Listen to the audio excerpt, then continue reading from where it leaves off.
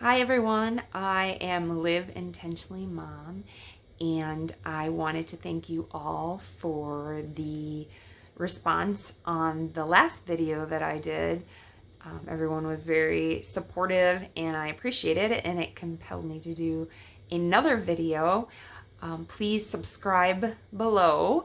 It helps in the YouTube world. It helps me out for more people to view my videos and for you to know when the next one is coming out. This is part 2 of what I intended to be a 4-part series on how to get your kids to read early, and maybe including a 5th to talk about physical activity, nutrition, self-esteem, and my personal favorite, tummy time. So the reason I'm mentioning this is because the last video I did was 0 to 18 months, and I really want to talk about tummy time at some point here.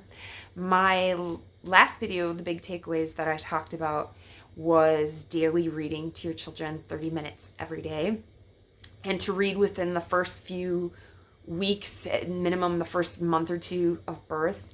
And I really talked about the ability to create an attention span for your child to be able to sit and read. One word I like to use is to create the capacity for them to be able to sit for that period of time. This video this time is, I think, is a very key one, and it is on phonics. And I think personally it brings up all sorts of memories of worksheets and bulletin boards and everything else from the youth, because you do a lot of phonics when you're in the younger grades. So before I was talking about capacity and getting your kids to have the attention span, now we're giving them the tools to be able to start to read. I love teaching phonics first because I think kids can learn it at a young age. And I think it gives them the building blocks when they do start learning on more of a sight capacity to eventually still be able to sound out words as well, which I think is really important. So with puzzles, I like to start, first of all, probably start with just a regular 5-6 piece puzzle. You can start at 12 months, 13 months, and then just kind of keep trying every couple of weeks or so, or month. And this is just a really generic Melissa and Doug puzzle, just 5 or 6 piece puzzle. And what I do is to get them started I have 2 methods because each of my kids did it a little bit differently. But my first one let me guide her hand into the puzzle piece. So I took her hand and would guide it, and that's how she learned it. But my second one is a little bit more, a little bit more. So she didn't really want me to guide her hand in. So what I did for her is I would put the piece like about 1 inch out or 1/2 inch out, and then I would just tell her to push it in. So, and then after a while I was able to do a little bit further, a little bit further, a little bit further, and she just kept pushing, and then you can be able to take them out, and she would just put them in.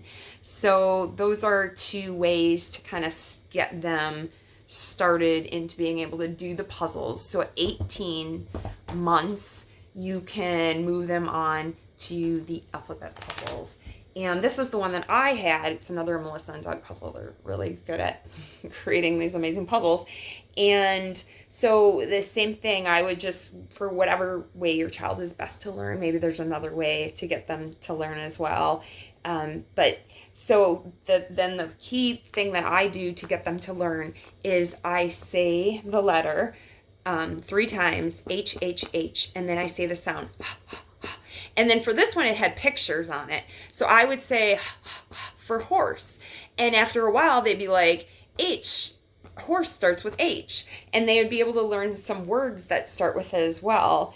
I had heard about, for speech therapy, when they do it, they'll take objects and they'll point at it 3 times to get kids to learn what the objects are and to say the objects. And I use that to be able to teach them the phonics, and you'll see later on I'll use that as well in my next video.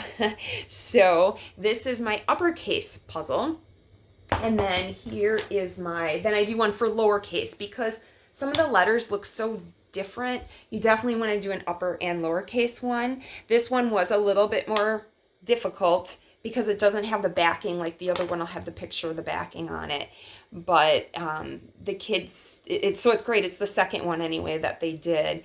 And after a while, they should be able to take all the pieces out. And for each one, you would do the letter R, R, R, R, R, R, R, R. You sound kind of crazy doing it, but the magic really happens if you do it at least 2 to 3 times a day. And eventually you're going to start to hear your kids say the sounds back to you or say the letters back to you. And when you start to do that, then it's an amazing moment, right? Because your child is really learning phonics. It's so amazing.